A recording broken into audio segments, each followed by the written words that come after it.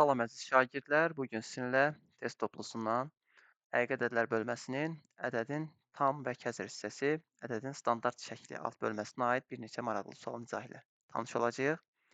İlk sualımız 9 nömrəli sualdır və sualda deyilir. 9 çıxılsın kök altında 29 ədədinin kəsr hissəsini tapın. Ədədin kəsr hissəsini tapmaq üçün biz əvvəlcə belə bir məlumatı bilməliyik ki, ədədin özü, yəni ədəd kəsr hissəsi və tam hissəsinin cəmindən ibarətdir. Yəni kəsr hissə üzərinə gəl, tam hissə bizə ədədi verir. Bizə isə kəsr hissəsi soruşulduğuna görə biz ədədin istənilən bir ədəd üçün kəsr hissəni taparkən ədədin özündən həmin ədədin tam hissəsini çıxmalıyıq. İndi bu şəkildə bizdə 9 çıx kökdə 29 formasında verilən ədədlərin kəsr hissəsini tapmaq üçün onun ilk əvvəl tam hissəsini tapmalıyıq.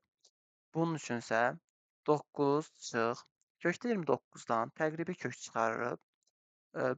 5 və 6 arasında yerləşdiyinə görə kökdə 29, 5 tam onda 6 deyə bilərik. Və o da təqribən, biz bu qiyməti təqribən hesablayırıq. Bu da təqribən bizə 3 tam onda 4-ü verir. Bu məqamda bizə tam hissə lazım olduğuna görə, tam hissəni axtardığımıza görə, bu ədədin kəsr hissəsinin 5,6, 5,2, 5,9 və s. olması bizim üçün yəni qiymətdə təsir eləmir. Əsas məqsədimiz burada tam hissəni tapmaqdır ki, yəni 9-dan 5,1 neçə çıxdıqda cavabımız 3,1 nə qədər qalır və həmin ədədin də tam hissəsi təbii ki, müsbət ədəd olduğuna görə 3 eləyir. Deməli, bizim ədədimizin tam hissəsi 3-dür və kəsr hissəni hesablamaq üçün düsturu işə salırıq. Kəsr hissə bərabərdir ədədin özü, yəni 9 çıx kök altında 29 çıxılsın tam hissəsi, yəni 3. O da bərabərdir 9-dan 3 çıxılacaq, 6 çıx kök altında 29 qalacaq. Və düzgün cavab eləyir B variantı. Növbəti sual 12 nömrəli sualdır. Sualda deyilir. A bərabərdir M vur 10 üstü mənfi 16. B isə bərabərdir 2,6 vurulsun 10 üstü 23. Bu ədədlər standart şəkildə verilmiş ədədlərdir. M-in neçə natural qiymətində AB hasilinin tərtibi 8-ə bərabərdir deyir. Biz burada AB hasilinə baxaq ilk əvvəl. AB hasili üçün qiymətli hissələri bir-birinə vuraq. M-i 2,6-ya vursaq 2,6 M eləyəcək və vurulsun 10 üstü. Mənfi 16 ilə müsbət 23. Qüvvət üstləri vurulduqda toplanılır, eləyir 10 üstü 7. Deməli, AB hasili ilkin formada 2,6 M vurulsun 10 üstü 7 eləyir. Lakin bizə deyir ki, tərtib 8 olsun. Yəni 7 yox, 8. Bu hardan ola bilər? Təbii ki, 2,6-nı M-ə vurduqda qiymətli hissə alınmalıdır və qiymətli hissə normalda 10-dan kiçik, 1-dən isə böyük bərabərdə ola bilər. Və fikir veririk ki, 2,6-nı M-ə vuranda demək ki, 10-dan daha böyük ədəd alınıb ki, oradan bir 10 vurğu çıxarılıb və 10 üstü 7-yə əlavə olunub və tərtib nəticədə 8 alınıb. Deməli, 2,6 M böyük olmalıdır ilkin formada 10-dan. Bərabər də ola bilər. Çünki bizdə kiçik olması mümkün deyildir. Və diqqətli olsaq görərik ki, normalda A ədədi özü standart şəkildə verildiyinə görə M ədədi də burada qiymətli hissə oldu və 1-dən böyük bərabər, ondan isə kiçik olmalıydı. M də həmin şərti ödənməli idi. Və natural qiymətlər soruşur. Biz bu bərabərsliyi həll etməyə çalışsaq, M böyükdür, bərabərdir. 10 bölünsün 2,6 eləyəcək. Yəni M böyükdür, bərabərdir. Buradan da 3,2 deyək təqribən.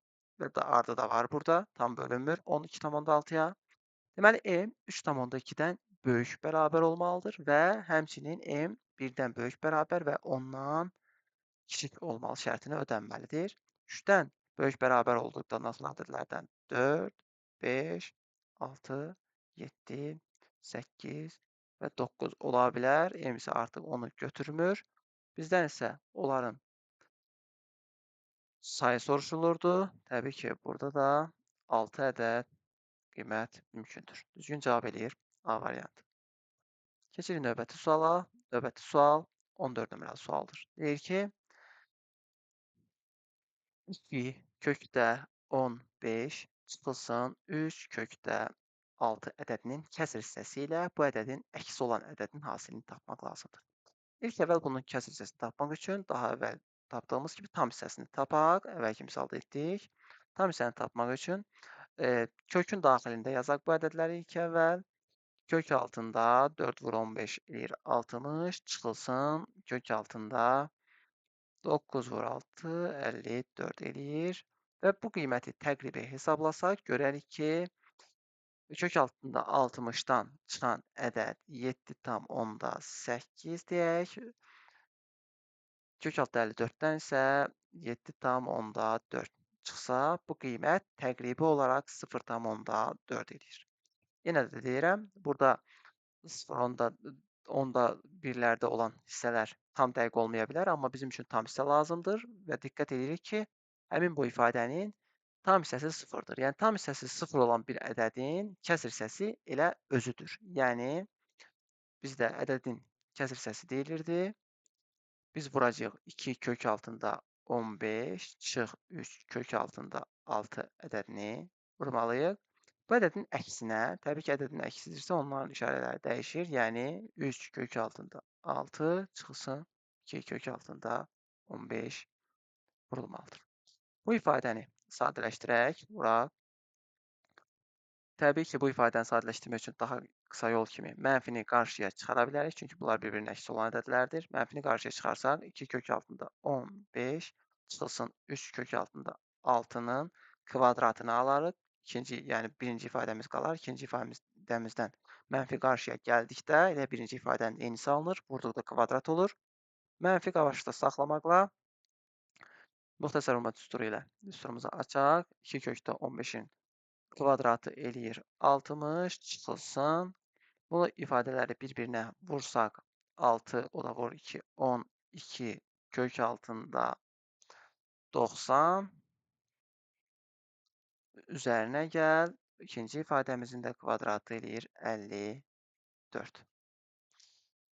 Daha sonra bu ifadəni sadələşdirsək, bərabərdir. Mənfi 60 və 54 toplanır 114 çıxılsın 99 vur 10 kimi göstəririk. 9 kökdən 3 kimi çıxır, vurulur 12-yə eləyir 36 kök altında 10. Və mötərizənin qarşısındakı mənfini mötərizənin daxilinə salsaq, 36 kökdə 10 müsbət olacaq. 114 isə mənfi. Deməli, düzgün cavabımız 36 kökdə 10 çıxılsın 114. Bu isə C variantı eləyir. Daha sonra sonuncu sualımız 16 nömrəli sualdır və deyilir. A və B ədədləri verilib, ədədlərin hasilinin tərtibini tapmaq tələb olunur. A vur B-ni həll edirik. 3,2 vurulsun 5 tərtibləri. Qiymətli hissələri ayrı, tərtibləri ayrı yazıram. Yeri dəyişməlidir. Vuruqlarda fərq eləmir. Vurulsun 10 üstü 9, vurulsun 10 üstü mənfi 7. Bu zaman 3,2-ni 5-ə vursaq eləyir 16, vurulsun 10 üstü 2. Diqqətli olsaq, bizdə qiymətli hissə 16 ola bilməz. Onu 1,6 vurulsun 10 kimi ayırırıq və vurulsun 10 üstü 2.